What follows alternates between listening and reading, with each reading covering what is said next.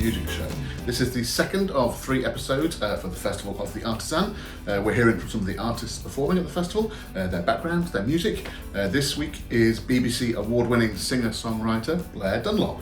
This chat was recorded during lockdown, and Blair is back at his childhood home back in Chesterfield in Derbyshire. Blair discusses the nature of the different influences of music, the genre labels and their useful or not useful nature, the process of songwriting, the melody, story, lyrics, being in the moment or more of a sort of drawn out process. Last week's episode featured Chris Hall of Little Roosters and his Cajun music. Next week is Bella Hardy, so do check that out. And then the festival itself is 26th and 27th of March. Find out more at festivaloftheartisan.co.uk, but I'm going to hand over now to Steve Bonham, who is in conversation with Blair Dunlop.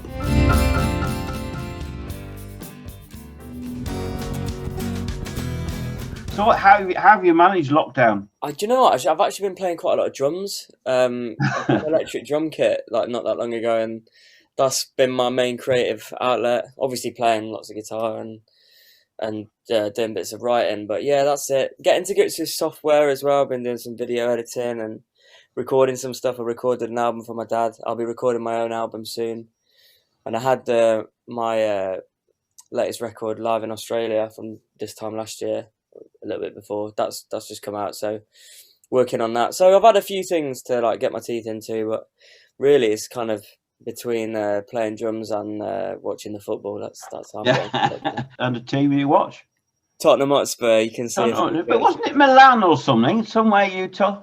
Yeah, I've got Fiorentina over here and Real Betis from Spain. I've got a few continental teams, yeah. But Spurs, bread and butter, yeah. Yeah, keeps you going. Did you ever play? Oh yeah, I played at school. I wasn't that great though. I play five-a-side still. I'm not that good. I've got a decent touch, but I'm just like, I'm not really very physical, so.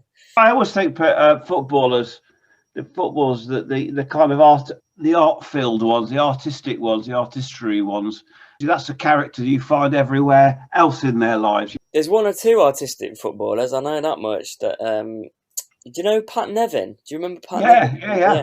He's really into his music and his art, and he presented an award at the Folk Awards, the BBC Folk Awards, a year that I won it, and he was sat on our table, and it was me, my dad, my label, and Pat Nevin. And we were just chatting all night, and he's a great guy. He's a really, really great guy. But they're out there for sure. So, lockdown's been a kind of passing the time, getting yourself together for what's next. So, what would you imagine next would be for you? You know, when it takes off again, because it must be really frustrating for you. In your career was really taking off, wasn't it? And it's been a bit like a football injury, really. You've had a. It's a bit, yeah. No, it's I was having a great time. Yeah, I just finished an amazing tour of Australia. Like, I've been to Australia a few times before, but this last tour was special for lots of reasons. And then I was ready to hit 2020 with a bit of gusto, you know, like I was looking forward to coming back and touring over here because that's your bread and butter, isn't it? And yeah, I've really missed it. I've really missed being on the road. I didn't. It's like what Joni said: you don't know what you got till it's gone. And yeah, it's been hard for a lot of people. It's hard for a lot of creatives, for a lot of people all over. Like, I'm very lucky that I've got my health and my family. We're doing okay at the minute. But creatively and financially, obviously, has been a hit. And I have found it quite hard to write, actually, because I feel that being out there and being on the road and being in front of people, that I didn't realise how much of a fuel that was, but I guess it really was. And yeah, no, I absolutely get that. It's like it's a topic we often talk about in the long road is, you know, you've got to be out there in the stream of stuff happening, haven't you? Yeah. I think there may be writers who can sit in their attic, but most songwriters I know are not attic sitters. They're out there doing stuff, and it's that conversations that you start to have with people. That I'm really missing the human contact. You know, I was living in London for a few years, and I got a lot of my life down there, and then back here, it's like, I'm just really missing the oh, don't get me wrong, like, the last place I'd want to be in a lockdown is probably London, because you're missing out on the social aspect, and that's the top and bottom of it, really. But I have missed being on the road, and I have missed the face-to-face contact with people, and I think that's affected my writing and my art. And I'm really bottom line is I'm looking forward to getting back out in front of people. Imagine it's going to happen in sort of June or something, or May, June. I mean, what would be an ideal kind of re-entry strategy for you, do you think? It's so hard to say. I mean, honestly, I've got no hopes for this year. Not as in like no hopes, but I'm not banking on being able to play live consistently until next year, till the vaccine's properly rolled out for the majority of the population. And for younger people, I reckon that's going to be well into next year. So I've just got to make the most of it, you know. Got to enjoy the time I've got with my family, and keep plugging away at drums and guitar, and we'll see. I can ultimately I can record my next album from home or remotely in studios, and I need to do that by the end of the year. I think I need to finish writing it first, and then I'll be looking to release that next year. So ideally have it recorded by the end of this year. That'll be a big focus for me. That'll be great. I'm also going to maybe write something left field, maybe working on a TV script actually with a friend of mine.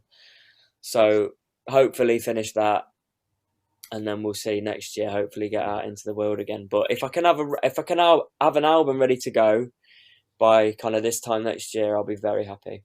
But don't hold me to that. So for the festival, you know, we've pitched this as Artisan music, and what we've said is, you know, the word artisan just replaces a list, you know, and I think your music could also end up being a list. You know, it's not traditional folk, it's not Americana, it's not bluesy, you know, it's not all those things. Yeah. And so we said, look, this is the word that binds us all together. So how would you describe to somebody your music? What they're going to hear? Artisanal. No. Yeah. But to an extent, yeah, I don't know. Roots. I think roots is a good term. There's bits of folk from this side of the pond and over in America, and increasingly I listen to more world music, Eastern music. But ultimately, you're going to get a kind of hybrid of American and UK folk, but kind of wrapped up in a contemporary package through the eyes of me. And if it's with the band, it's kind of roots rock, and if it's me on my own, it's just roots. But it's hard, isn't it? It's hard to wrap it up. I know, that's it. Drove us smack because I'm fed up with being, oh, we're a bit this and we're a bit that, and then Chris the Bishop, we were in the band. He says this is all the problem of old-fashioned record stores who had to put their albums out in an order. If they didn't have that, nobody would worry. That's so true. I understand the need for pigeonholes, but when you're trying to promote your own stuff, it's like it often does the music a disservice. You can get turned off by terms and the way they're presented. Absolutely. What would be your influences then? What would you say? Well, I can hear that in it. I can hear the other. What my influences are probably different to what you'd be able to hear within my music, because you know what it's like. You cast your net as wide as you can. Yeah. And you take stuff from all kinds of genres and eras, and what comes out might not immediately be applicable to like that or that. But what you'd be able to, I do listen to pretty much everything, and there's great and bad in like in every genre. Yeah. But what you could hear is a bit of trad UK folk, bit of Scots, Celtic stuff, a lot of English stuff, guitar stylings wise. There's a lot of the folk revival stuff, but then songwriting wise, a lot of what you call roots Americana. Yeah, but a lot of kind of brought up halfway between trad folk and West Coast Americana, I would say. Yeah, that's a nice way of looking at it, actually. Yeah. We had someone who said about our music, oh, they could hear Laurel Canyon, and I actually had to go listen to Laurel Canyon what the hell they were talking about. Yeah. The songs that you've written, which ones do you think? Well, that if you had to do your Desert Island Discs of your own stuff, my own stuff. What would be the sort of top 3 or 4? You think, I nailed it there, and I got what I wanted to say out there. And all right, that's a very euphemistic way of saying, what's your best work? Yeah, to because be I've written best lots of work. stuff I'm not that proud of, but I have written a few things that I'm happy with, so I'll Yeah. give you these. There's a song called "Spices from the East," which is the Yeah. first track on the last album. I really like that song. Kind of a cool theme, and I enjoyed doing that live. Quite different playing it live with the band than playing it solo, but I enjoyed doing it both ways. That's on the new live album as well, because that's kind of historical aspect, but it's wrapped up within a personal like story, and Yeah. I like that. There's another song called "Up on Cragside" that some people really like. That in the more like of a folk ballad kind of idiom. Not really a ballad, but historical song again. And then if I had to go for one that I enjoy playing live, is a song called Feng Shui. Not because I think it's a particularly outstanding song in and of itself, but I enjoy playing the piece because it's a groove, and I think Yeah. as a piece of pop music or kind of roots rock, I think that's kind of cool. So I must admit, I've always been, I think the first time I saw you officially, I mean, we worked out there was an accident earlier on in your career, but yeah, it was actually you played in our local church, and I went along because I happened to be very rarely at home, and I remember you starting off with "She Won't Cry for Me," which I just thought was a beautifully constructed song. cheers. Yeah, That's a it's a good one construct. actually. I do like that one, and Yeah, that's that doesn't get is. that much love, but I quite like that song as well. Yeah. Yeah, I think there's you have got away with lyrics, which I enjoy because I'm a lyricist myself. So Awesome. when you come to write a lyric, how do you go about that? What's the kind of process? So I don't have like a set kind of blueprint. I often noodle. Like I often will just sit and noodle on a guitar. I'm lucky enough to have played the guitar since I was 6, and so I'm pretty comfortable with it as an instrument, and I'm happy to just sit for hours and play my guitar. Although recently I have been migrating to just hitting things on the drums, but I think that's just lockdown fog. So I'm happy to just sit and play and noodle and put things on the back burner melodically. I like to change up my tuning, so I'll play in standard, I'll play in different tunings, like Dad Gad and C sus2, C minor, just like mess around with tuning sometimes if I get a little bit. But when I'm putting together words, I often have an idea of what I'm going to write about. There are times when that's not the case. Often I do have something that I will write about and like kind of stick to it, research it a little bit.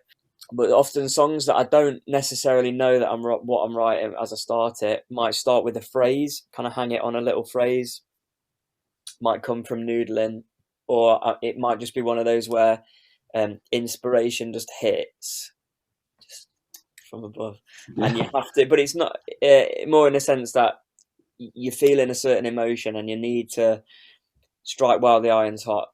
That's definitely a thing, and that often seems to be the songs that are more personal. And I don't think there's necessarily they're more successful than other songs of mine in terms of what I think is a better song or what other people prefer. I think they both have their merits, but there's different ways in which I construct a song. Sometimes I have to do strike while the iron's hot on like a personal song, or sometimes I will just I will go in with an idea about what I want to write about and work on that over a longer period. Well, it's been brilliant to talk to you. I'm really looking forward to seeing you at the Festival of the Artisan as yourself and Bella Hardy. In fact, which turned out to be accidentally quite a Derbyshire kind of little.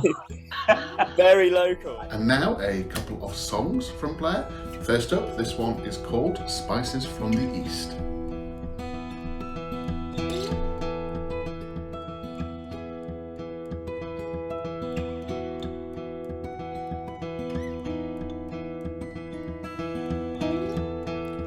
Gathered round the fire, weariness released, fruits of earth fire, spices from the east, burn the midnight oil, troubles take flight, running up the chimney, nothing to the night. So sacred pardons, so tight it binds, you folded in the spirit, I'll fold in mine.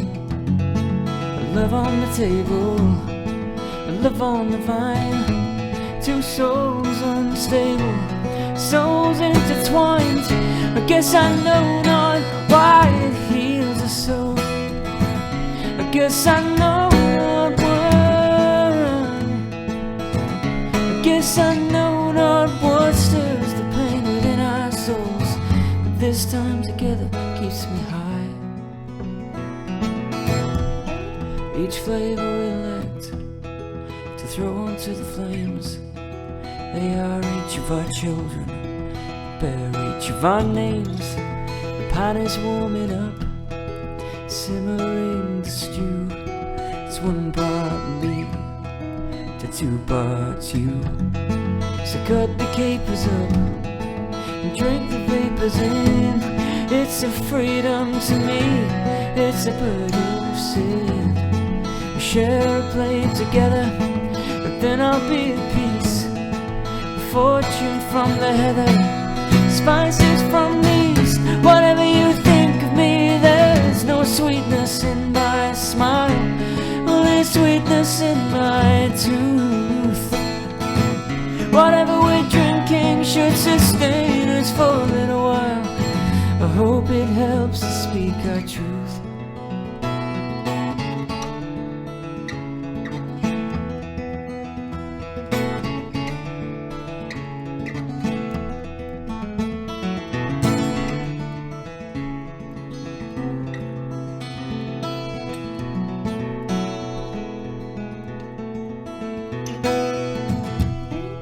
Arrived in the Middle Ages, money well spent, accepted as wages, peppercorn rent, a depth to the flavor, whatever would work, a new route to Asia, colonial perks. The world today is different, smaller by the hour, still worth its weight in gold, still sweet and sour.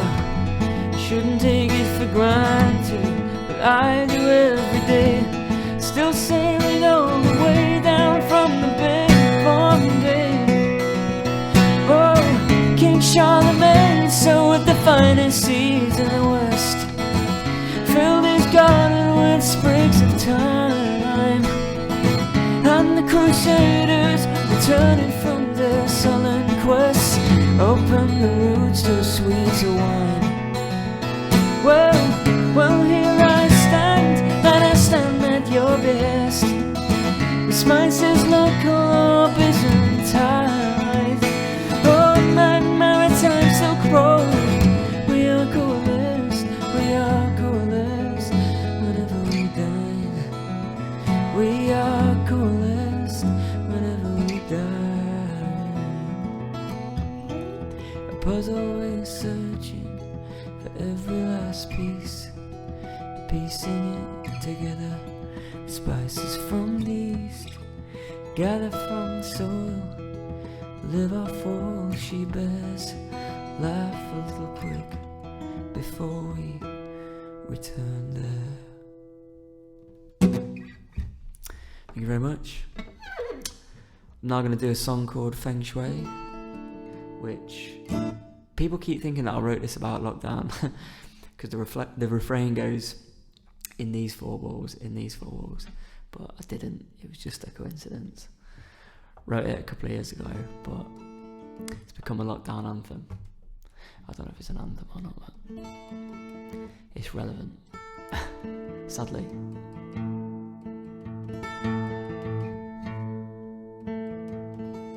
I know these four walls pretty intimately, I have to say. It's been a while.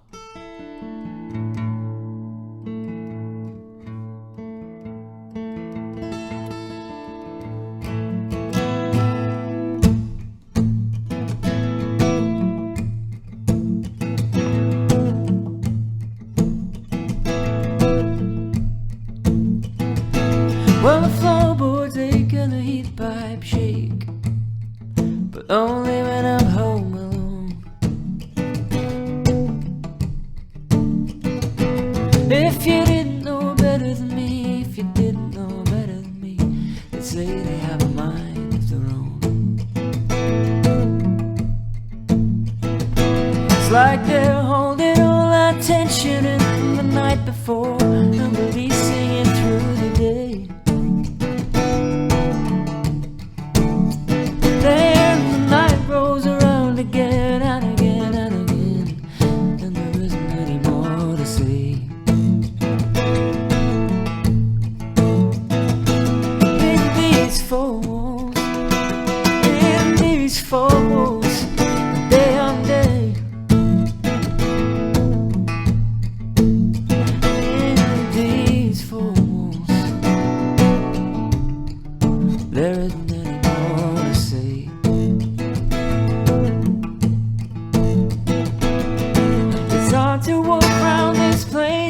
divorce ourselves.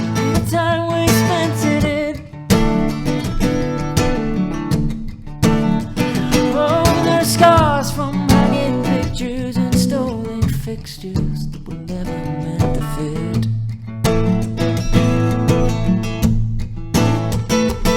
There's scars from when we threw things across the room and each of us got out the way.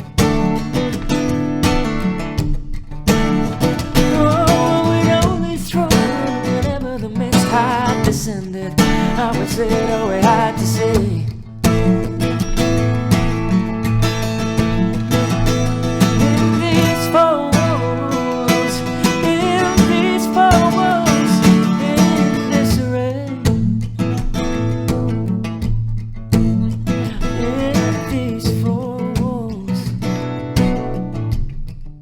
There isn't any more to say.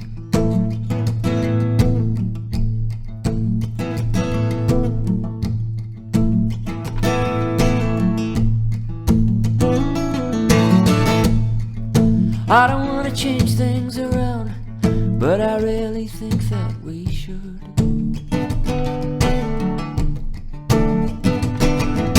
Maybe we should knock that parting wall through. It's been years since we first said we would.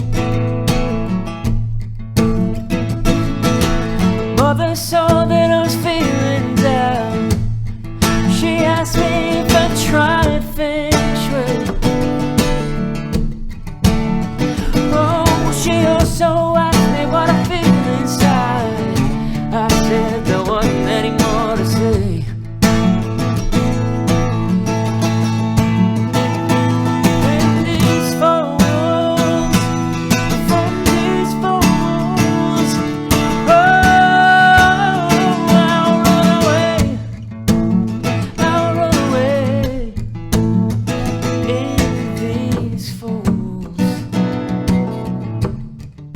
There isn't any more to say.